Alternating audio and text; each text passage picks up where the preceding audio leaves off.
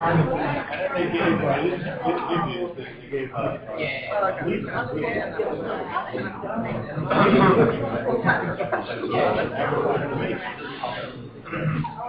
right, well, everyone, thank you very much for attending. My name is Joe Bach. I'm the president of the Rutgers Federalist Society. This evening we have a debate between Professor Tractenberg from Rutgers Law School and Dick Komer from the Institute for Justice. And the topic is, do private school vouchers benefit urban education? Now, Professor Tractenberg earned his BA from Wesleyan University and his JD from the University of Michigan, where he served as associate editor of the Law Review. He joined the Rutgers faculty in 1970 after being associated with two major New York City law firms, the Peace Corps and the Governor's Committee to study New York human rights laws. Now, in 1973, Professor Tractenberg helped to establish the Education Law Center, where he served as director for 3 years. Professor Tractenberg has been involved in a number of landmark constitutional cases about public education, including the Abbott decision. Now, Dick Komer earned his law degree from the University of Virginia in 1978. He earned his BA from Harvard College in 1974. Mr. Komer served as a senior attorney in the Institute for Justice, the nation's leading libertarian public interest law firm.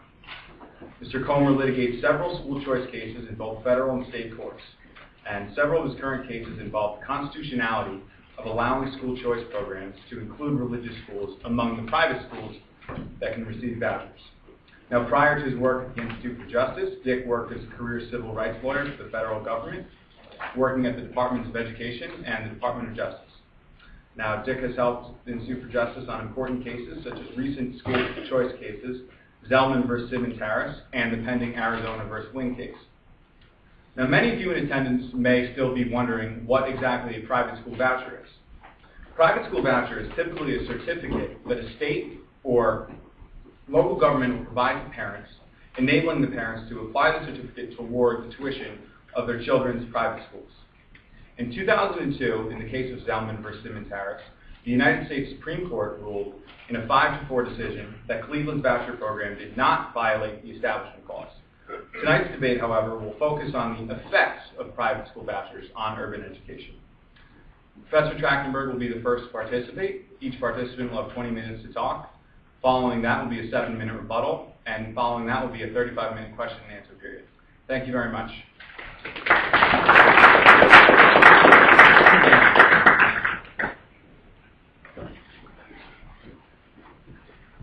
Joe, thanks. And I want to thank Joe. He's put together a terrific program of debates, lectures this semester, and this one will involve a good deal of brinksmanship. And I'm pleased that it came off as more or less as planned. I want to start with two semantic points.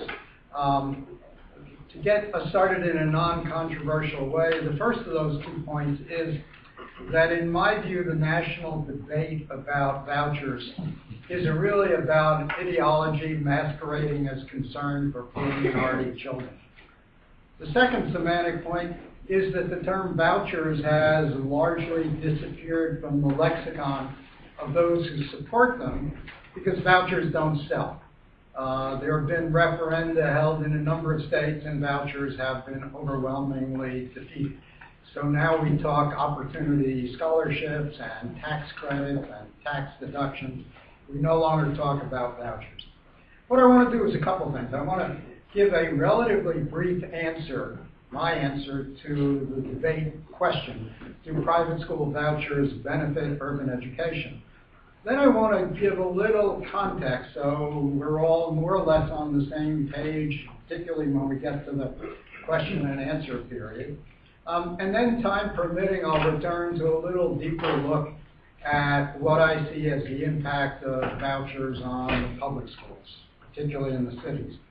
So, first, my relatively short answer to the debate question. I think there is no persuasive evidence that private school vouchers either will benefit urban education generally, or for that matter, will benefit the students who receive and use the vouchers. The touted positive effects of free market competition on public schools have simply not been demonstrated by any kind of rigorous peer-reviewed research. I want to stop for a moment on that. There are a lot of research places that produce reports, and you see the name of the author and you know the bottom line of the report. They tend not to be peer-reviewed, that is, not reviewed by any outside experts in the field. They are issued, they get a lot of fanfare, and it becomes, in my view, kind of an incestuous little research collaborative. I think, nonetheless, there's nothing solid that says free market works and vouchers make public schools compete and public schools therefore improve. Secondly, students who receive vouchers and attend private schools, and those are, make no mistake about it, overwhelmingly parochial schools. In the Zellman case that Joe mentioned, 96% of the Cleveland students who accepted vouchers wound up in parochial schools. But those students, wherever they wind up, simply don't outperform comparable students in regular public schools, significantly or at all, despite the fact you might be inclined to think, well, gee, these are the most motivated students, parents who care about their children's education, who seek out vouchers. Nonetheless, it doesn't result in higher performance. Indeed, in Cleveland and the state of Ohio, the legislature, to its credit, mandated that students who receive publicly funded vouchers take the regular state achievement test. And the early reports of how those students fared when they left the public schools to go to private schools with vouchers was that they actually performed less well than students who remained behind in the public schools. And the students who accepted vouchers at the start were higher performing and they were whiter than were the students who remained in the public schools. There is evidence that private school vouchers will divert increasingly scarce and increasingly needed funds from the public schools, and thereby, in my opinion, diminish the quality of education available there for almost 90% of school-age children who currently attend public schools and for the foreseeable future will continue to attend public schools. Private schools in New Jersey under current law, and this is true in greater or lesser degree around the country, are virtually unaccountable to any public entity, and there's little evidence they're held meaningfully accountable by the market. For example, private school students in New Jersey aren't required to take the state test, including the high-stakes test, as it's called, the high school proficiency exam, which determines whether students can graduate with a regular diploma. Public school students all have to take it and pass it if they want a regular diploma. Private school students don't have to take it. The New Jersey Opportunity Scholarship Act, which is what for shorthand I'll call the New Jersey Voucher Statute, was amended to require that students attending private schools with publicly funded vouchers would have to take tests based on the so-called core curriculum content standards of New Jersey. But those are not the regular state tests, which means it's impossible to compare results on some other test created by or for private schools with the performance of students on the state test, the public school students. So with that as my quick answer to the question, let me spend a couple of minutes on context. Part of it is legal, but this is not to be a debate about law and constitutionality. But Joe's right. We have the Zellman case, which ruled 5-4 that the Cleveland voucher program, and presumably any voucher program that looks like the Cleveland program, is compatible with the Establishment Clause of the Federal Constitution. But as you probably know or should know, last week there was argument in the U.S. Supreme Court on a combined two cases, actually, the Arizona Christian School Tuition Organization versus Wynn and Garriott versus Wynn, cases that were challenging Arizona's tax credit program. There's a decision expected this term. I think probably the smart money believes it may be a 5-4 decision, the same split that decided Zellman. But the case is on appeal from the Ninth Circuit Court of Appeals, which struck down the Arizona statute. Now, the real action, I think most people believe legally, is going to be with state constitutions.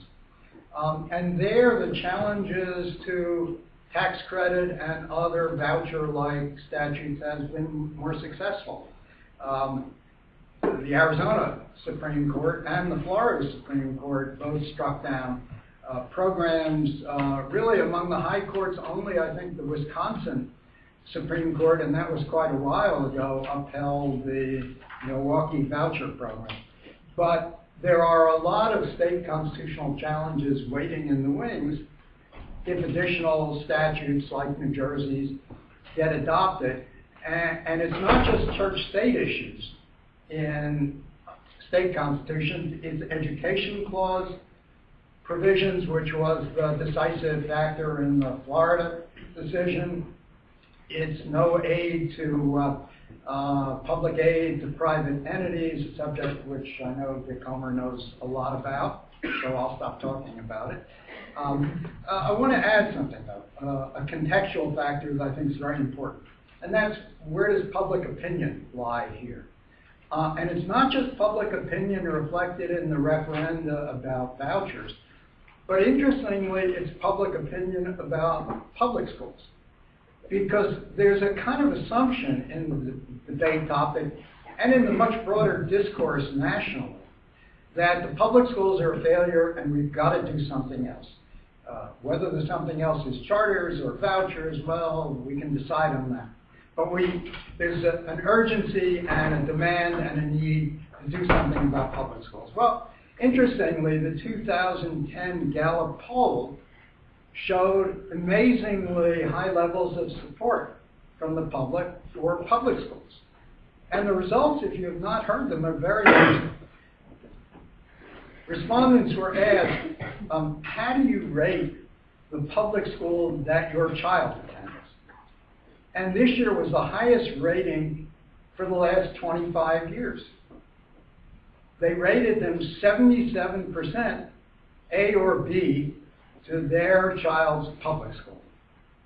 When they were asked, well, how would you rate your local public schools, not just the school your child is attending, but the local public schools, they also had the highest rating in the last 25 years, and that was 49%. So about half gave their local public schools either an A or B.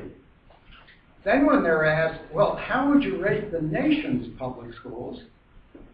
And they gave it the lowest rating in the last 25 years. Only 18% would give the nation's public schools an A or B. Now, what does that add up to? Somehow, the more you know public schools, the higher you rank them. The less you know about them, the lower you rank them. I would suggest that links up to another important contextual factor, which is the incredible effort among media and celebrities and hedge fund billionaires to promote this ideology that public schools are a total failure. Nobody in their right mind, if they had a choice, would ever leave their children in the neighborhood public school. But there's a disconnect, isn't there? These are the public schools that 78% of people questioned by the Gallup poll say, hey, I love my child's public school. It's those other schools I don't know something about, these distant national public schools that I'm skeptical about. Now, look, it's undeniable.